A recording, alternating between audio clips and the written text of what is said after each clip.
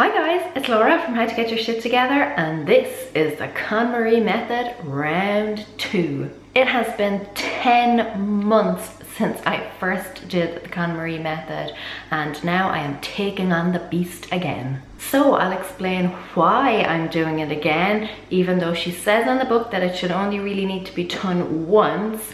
I will show you the whole vlogging process so you can see me in action, and I can talk you through everything, share the challenges I faced this time, and just explain what it was like, you know, the differences second time around. And then I am going to answer some questions that I have been getting, including what should you do with clothes that don't fit right now but maybe will fit later on. Let's go.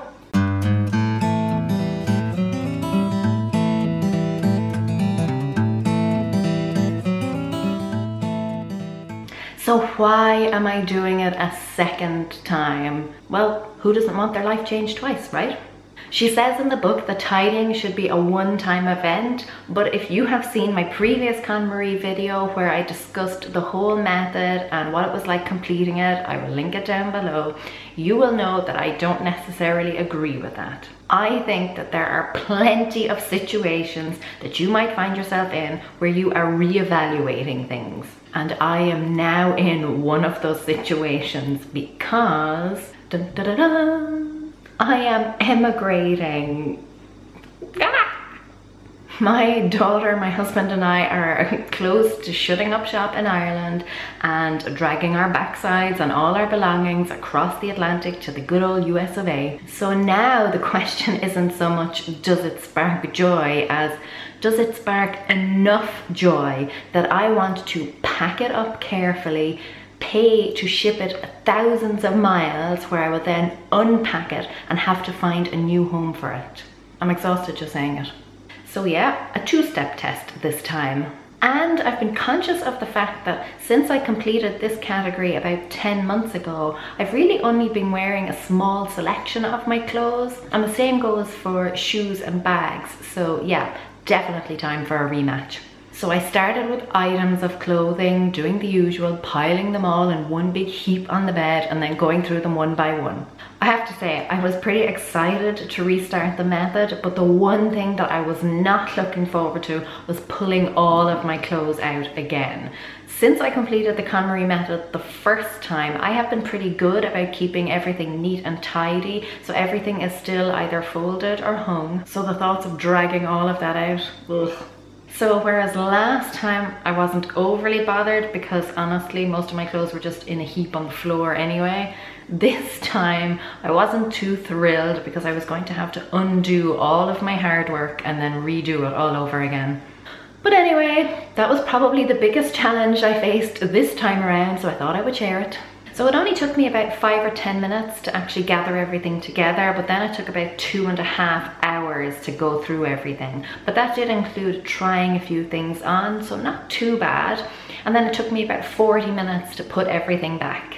In the end, I got rid of about 20% of my clothes, and I have to say that initially I was really disappointed at that low percentage, but then I realized that it just means that I must have done a really good job the first time I completed the KonMari Method, and also that in the interim I have been really good at removing stuff from the home. So yeah, I guess like 1/5 of my clothes is still a fair amount, and I did manage to free up an entire drawer and half a wardrobe, so one thing that I did notice is that a lot of my clothes spark joy purely on a practical level. So I use them for, you know, layering under jumpers or something like that. So the item on its own doesn't really spark joy, but the whole layering factor and the practicality does spark joy for me. So a different kind of joy, but I'll actually be talking about how you will know if something truly sparks joy a little later on in the video. 2 days later, I tackled shoes, bags, and jewelry. It only took me about less than 5 minutes to pull all my shoes off the rack, which is where I have been storing them since the first time I completed the method. So yeah, more proof that I have kept it up. Took me about 15 minutes to go through them, and really that was because I did agonize over a few pairs. But this time around I have allowed myself a maybe pile, and that helped things immensely. It just really sped up the whole process. So I'm also going to be talking about having a maybe pile a little later on in the video. I have one pair of shoes in particular that in and of themselves didn't spark joy, but they go with a dress that absolutely sparks joy, and the outfit as a whole sparks joy. So yeah, I kept them for that reason. But I got rid of just over a quarter of my shoes, so I was very pleased with that.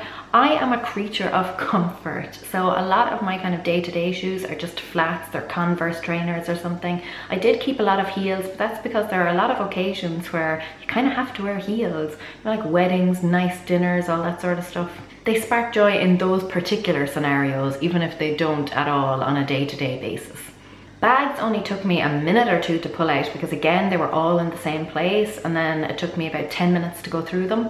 I'm not really a bag person. I much prefer to just carry everything in my pockets, but with a toddler, unfortunately, that is just no longer realistic. Bags for me have become a necessary evil.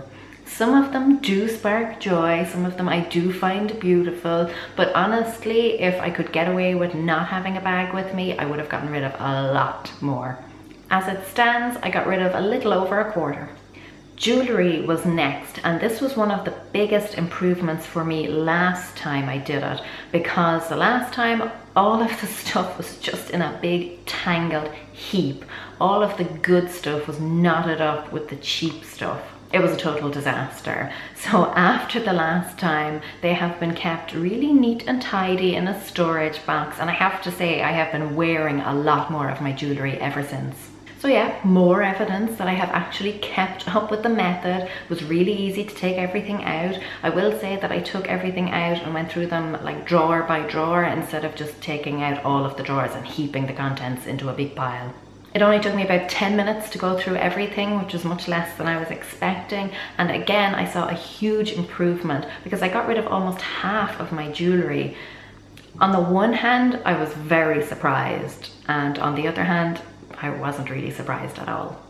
And then a few days later, I tackled accessories. So hats, scarves, gloves, belts, swimwear, that sort of thing. Again, it only took me a few minutes to gather everything together and then about 10 minutes to go through everything. I got rid of about 25% of the stuff, mostly scarves.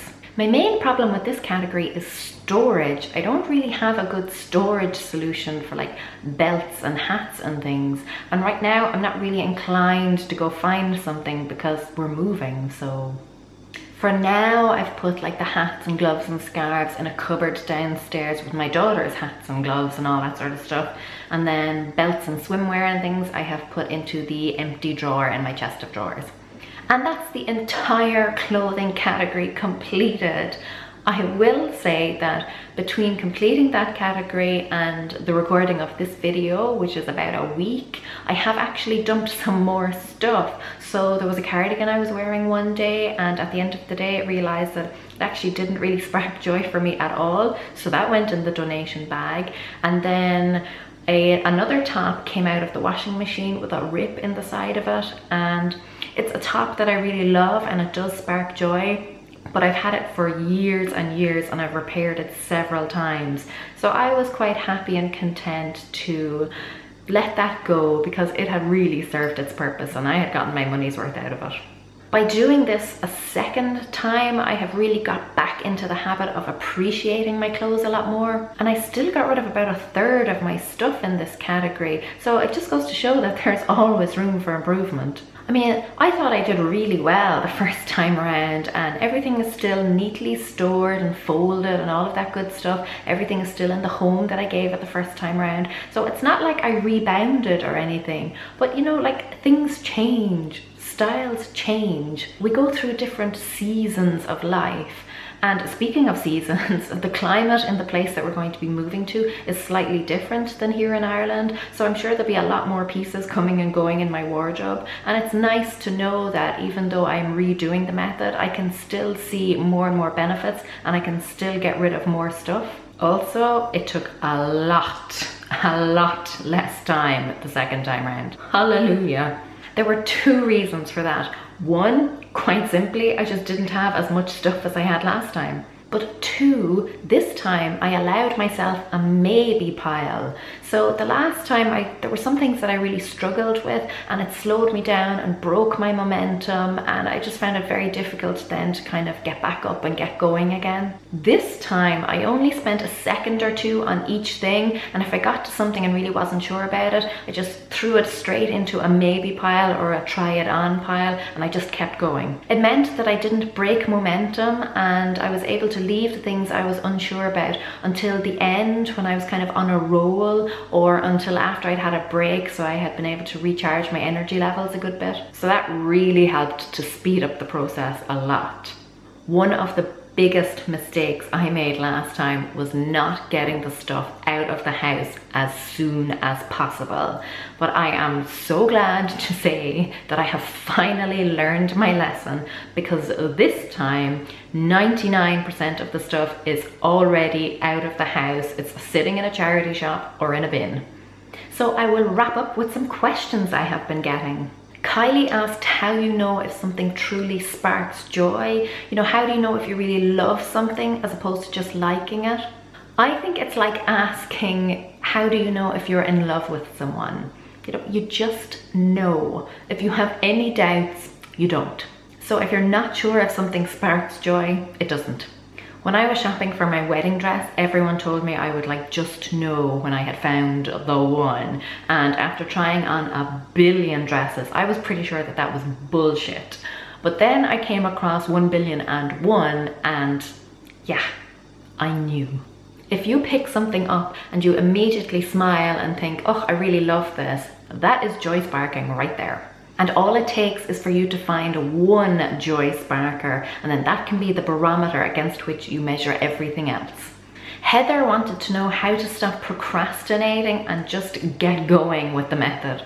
Honestly, if you're not committed to the process, just don't do it. You know, if you're only doing it because everyone else is doing it and everyone's talking about it, you kind of feel that you should, you know, just don't bother. But if you genuinely do want to do it, then ask yourself why. I find that usually on some level, it's because the clutter is making you unhappy. Either you are, you know, stressed or overwhelmed, or you keep losing things, or you find that you're constantly cleaning. Whatever it is, figure out why you want to do it and if that's really important to you. If it is, but you're still feeling a little bit overwhelmed with things, start small, you know, break things down into subcategories. Instead of doing your clothing, maybe just do your tops or even just your socks. A few people have also asked how I fold certain things, so I'm probably going to do a separate video on that. Give the people what they want. So let me know in the comments below what items you would like to see me fold. Never thought when I started on YouTube that people would want to watch me folding clothes. It's a mad world. And one more question that I see a lot is what to do with clothes that don't fit you right now. For me, if they genuinely spark joy, I keep them. I have a pencil skirt, you know, it's one of those wiggle skirts, it's really tight, and I have worn it, but not in a long time, because one, it is very difficult to walk in, actual representation. And two, since having a baby, it doesn't even fit over my arse anymore. But I adore it, it really does spark joy, so I kept it. For stuff that doesn't fit right now, but that you feel may fit in the future because maybe you're pregnant or you're changing weight, I would put a deadline on that. If seeing it every day makes you feel a little bit down, then I would remove it from your closet and put it somewhere else. But if on the other hand, every time you see it, it kind of motivates you and inspires you, I would keep it with all of your daily stuff. But give yourself a deadline. You know, good intentions aren't a good enough reason to hang on to something. It's the equivalent of saying, oh yeah, but I might need that someday. Set that day in stone. And if, when that day arrives, the stuff still doesn't fit, get rid of it. It clearly wasn't that important to you. I have a lot of stuff that doesn't fit me right now, but it does spark joy. And I am going to the gym now and I'm being much more proactive about my health and losing excess weight. So I am definitely putting a date on it. If they still don't fit me by the time we move, which is a few months away, I'm not bringing them with me. Whew. That was a lot to get through. I really wasn't sure that I would still have so much to say on this topic, but clearly, If you want to compare it to how I got on the first time around, then I will link my video from last year in the description box below, and I will also put a link to my entire KonMari playlist so you can go and have a nose. But I think that's quite enough talking for me for now. If you liked the video, please give it a thumbs up, and if you're interested in seeing how I get on with the rest of the KonMari Method round 2, then be sure to subscribe. I will be back next week with category 2, books. Until then, gur míle maith agaibh agus feici mé sibh se glua. Slán!